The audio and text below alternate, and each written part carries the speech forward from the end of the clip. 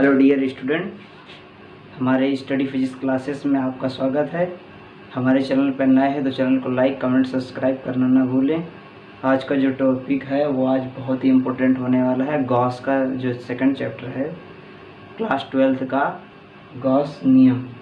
Gauss नियम बहुत ही important है, उसके बारे में आज हम बताएंगे। तो सबसे पहले जो हेडिंग है वो है हमारी बिंदु आवेश के कारण बिंदु आवेश के कारण वैद्युत क्षेत्र की तीव्रता या गॉस नियम की सहायता से कूलाम नियम की उत्पत्ति। तो जितना भी अब यह डेरिवेशन होगा सेकंड चैप्टर में गॉस के नियम में, तो उसमें हमें गॉस की हेल्प लेनी पड़ेगी। अगर गॉस का प्रमेय यूज नहीं कर रहे हैं तो वो आपका डेरिवेशन या न्यूमेरिकल गलत होगा। तो सबसे पहले हमें निकालना है बिंदु आवेश के कारण वैद्युत क्षेत्र की तीव्रता गॉस की प्रमेय की सहायता से। तो हमें एक बिंदु मानना पड़ेगा। ये बिंदु हमने ओ मान लिया है, प्लस क्यू आवेश है। इससे स्मॉल आर दूरी पर हमें गॉस नियम की सहायता से वैद्युत क्षेत्र का फॉर्मूला जो है वो सिद्ध करना होगा। तो ये प्लस क्यू आवेश है, इससे स्मॉल आर दूरी पर एक बिंदु पी है जहाँ पर हमें वैद्युत क्षेत्र निकालना है विथ गॉस की प्रमेय। तो गॉस की प्रमेय में हमें सबसे पहले एक बंद पृष्ठ बनाना पड़ता है। बंद पृष्ठ बनाने के लिए हमेशा जो पृष्ठ बनेगा उसका जो एंगल होना चाहिए वो हमेशा इक्वल होना चाहिए। हर एक जगह पे, हर एक पृष्ठ पे एंगल 0 या 90 या कुछ भी हो, बराबर होना चाहिए। तो जैसे कि यहाँ पर आपको दिख रहा है कि ये पृष्ठ है, ये कोई बिंदु है, इससे बड़ा गोला हमने मान लिया है, लाइक ए फुटबॉल। जैसे कि मान लो कि ये एक फुटबॉल है, ये एक बिंदु उसके अंदर सेंटर पे रखा हुआ है ऐसे चारों तरफ। तो यहाँ पर जो एरिया वेक्टर होगा वो बाहर की तरफ, यहाँ पर भी बाहर की तरफ, यहाँ पर भी बाहर की तरफ, यहाँ बाहर की तरफ, यहाँ बाहर की तरफ। और यहाँ पर वैद्युत क्षेत्र ऊपर होगा, यहाँ पर भी वैद्युत क्षेत्र इधर होगा, यहाँ पर भी इधर होगा। इसका मतलब ये है कि जहाँ पर भी अगर हम निकालें तो वैद्युत क्षेत्र कैसे पता चलता है। तो ये प्लस क्यों आवेश है, यहाँ पर भी प्लस रख देंगे, प्लस प्लस एक दूसरे क्या करेंगे, रिपेल करेंगे। वैद्युत क्षेत्र इधर होगा। अब ये वाला इसका पृष्ठ है, इस पृष्ठ से हमें निकालना है एरिया वेक्टर यानी क्षेत्रफल। तो हमेशा पृष्ठ के लंबवत बताया, ये पृष्ठ होगा, लंबवत होगा। तो इसका मतलब है कि वैद्युत क्षेत्र और लघु क्षेत्रफल हमेशा एक ही दिशा में होंगे। तो थीटा कितना हुआ यहाँ पर 0। अगर यहाँ निकालना चाहते तो यहाँ पर और यहाँ पर क्या होता है, ये प्लस एक दूसरे को क्या करता है, रिपेल करता है। वैद्युत क्षेत्र ऊपर की ओर। अब दूसरा एरिया वेक्टर यहाँ पर कैसा होगा, पृष्ठ के बाहर हमेशा। तो यहाँ पर भी थीटा कितना होता, 0 होता। तो इसका मतलब ये है कि ये वाला जो गॉसियन पृष्ठ बनाया गया है वो बिल्कुल सही है। तो हमेशा पृष्ठ ऐसा होना चाहिए जहाँ पर एंगल हमेशा बराबर हो, या 45-45 हो, 30-30 हो, 40-40 हो, 50-50 हो, 60-60 हो, कुछ भी हो, लेकिन सेम होना चाहिए। तो यहाँ पर कितना होगा, 0, यहाँ पर 0, यहाँ पर 0, यहाँ पर 0, हर जगह थीटा कितना होगा, 0। किसके बीच का कोण, वैद्युत क्षेत्र और एरिया वेक्टर। वैद्युत क्षेत्र और एरिया वेक्टर के बीच का एंगल हमेशा 0 होना चाहिए। तो यहाँ पर ये वाला पृष्ठ कौन सा है, गॉसियन पृष्ठ। हमें मानना ही पड़ेगा गॉसियन पृष्ठ की सहायता से। ये जो फार्मूला आएगा वो हमने पहले बता चुके हैं। बिंदु आवेश के कारण वैद्युत क्षेत्र की तीव्रता पहले चैप्टर में ये फार्मूला लिखा हुआ है। ये फार्मूला आप लोग पढ़ चुके हैं पहले में, लेकिन यहाँ कंडीशन दी हुई है कि आपको निकालना है गॉस प्रमेय की सहायता से। तो ये चित्र जैसा बन गया है उसी तरीके आपको लिख देना है। यहाँ पर लिखा हुआ है, माना बिंदु O पर प्लस क्यू आवेश स्थित है, इससे स्मॉल r दूरी पर एक बिंदु P है जहाँ पर वैद्युत क्षेत्र की तीव्रता हमें ज्ञात करनी है। तो यहाँ पर हमने ज्ञात करना है वैद्युत क्षेत्र की तीव्रता। इसके लिए स्मॉल r त्रिज्या का एक गॉसियन पृष्ठ खींचते हैं।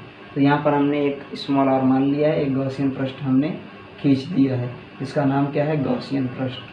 फिर उसके नीचे लिखा हुआ है, बिंदु P के चारों ओर एक लघु क्षेत्रफल वेक्टर dA है। इसके चारों तरफ हमने क्या मान लिया है, एक dA वेक्टर, लघु क्षेत्रफल। बिंदु P पर वैद्युत क्षेत्र वेक्टर E तथा लघु क्षेत्रफल वेक्टर dA के दोनों बाहर की ओर दिष्ट है। इसका मतलब वैद्युत क्षेत्र और एरिया वेक्टर दोनों एक ही दिशा में है। इसके बीच का कोण 0 है। इन दोनों के बीच में एंगल कितना बनेगा, 0। दोनों एक ही दिशा में है। ये है वैद्युत क्षेत्र ये है एरिया वेक्टर, दोनों के बीच में एंगल कितना बनेगा, 0 बनेगा। तो अब यहाँ से एक लघु क्षेत्रफल लिया गया है, तो ये लघु क्षेत्रफल क्या है, लघु क्षेत्रफल से कितना फ्लक्स निकलेगा, लघु क्षेत्रफल से कितना फ्लक्स निकलेगा ये हमें लिखना है।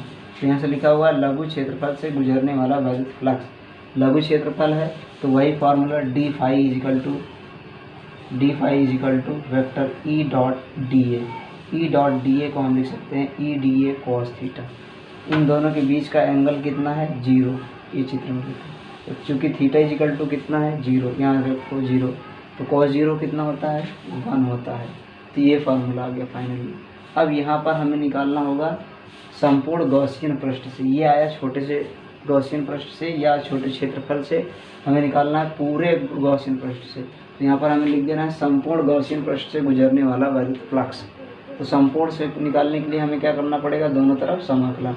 अभी जैसे मैंने बताया था कि डी फाई इजिकल टू कितना होता है, अगर डी फाई ई का समाकलन करना हो तो सिर्फ फाई ई होगा, तो इसका कितना होगा, फाई ई।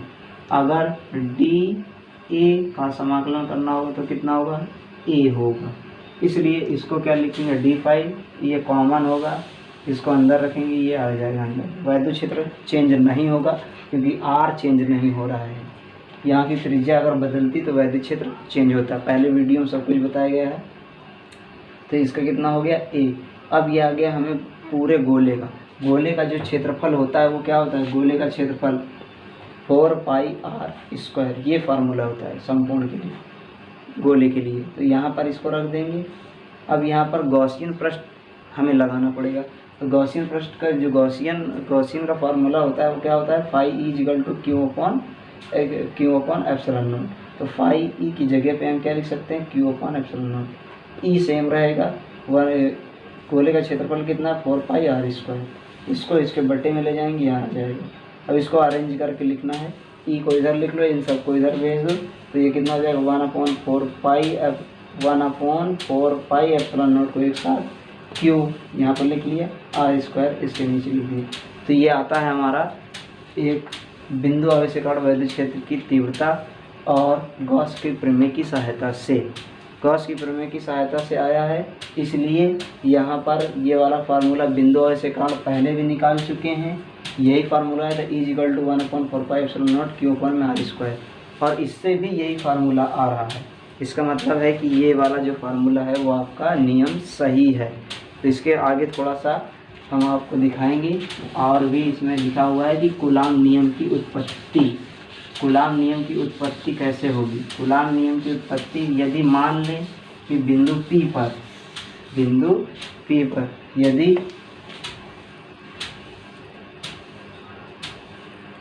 बिंदु P पर क्यू नॉट आवेश स्थित हो, तो अगर यहाँ पर हम रख देंगे क्यू नॉट आवेश, यहाँ पर हमने क्या रख दिया, क्यू नॉट आवेश, तो ई बराबर क्या होगा, ई बराबर होगा एफ अपॉन क्यू नॉट।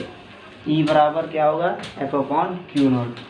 तो अभी ई की वैल्यू हमारे पास कितनी आई थी, 1/4 pi epsilon nought Q upon में आर स्क्वायर। ई की वैल्यू यहाँ रखो,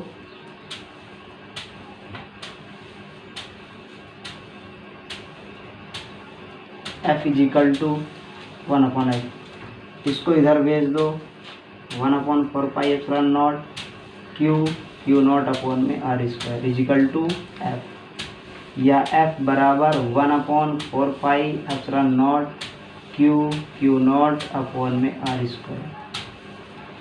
ये फार्मूला आ गया हमारा कूलाम नियम का। कूलाम नियम क्या होता है, दो आवेश होने चाहिए, दो आवेश हैं, उनके बीच की दूरी का वर्ग होना चाहिए, और ये हमारे पास कांस्टेंट है। तो ये क्या है हमारा कूलाम नियम। और ये वाला जो फार्मूला है ई बराबर 1/4 pi epsilon nought Q upon में आर स्क्वायर, यह आया था बिंदु आवेश के कारण। तो इसमें दोनों ही क्वेश्चन है, अगर दोनों मिक्स करके आ जाए तो दोनों को आपको, अगर कह रहा है कूलाम नियम तक करना है तो कूलाम नियम तक कर देना है, अगर सिर्फ कह रहा है बिंदु आवेश के कारण गॉस की प्रमेय की सहायता से तो यहाँ तक करना है। तो वीडियो अगर अच्छा लगे तो वीडियो को लाइक कमेंट सब्सक्राइब करना ना भूलें। धन्यवाद।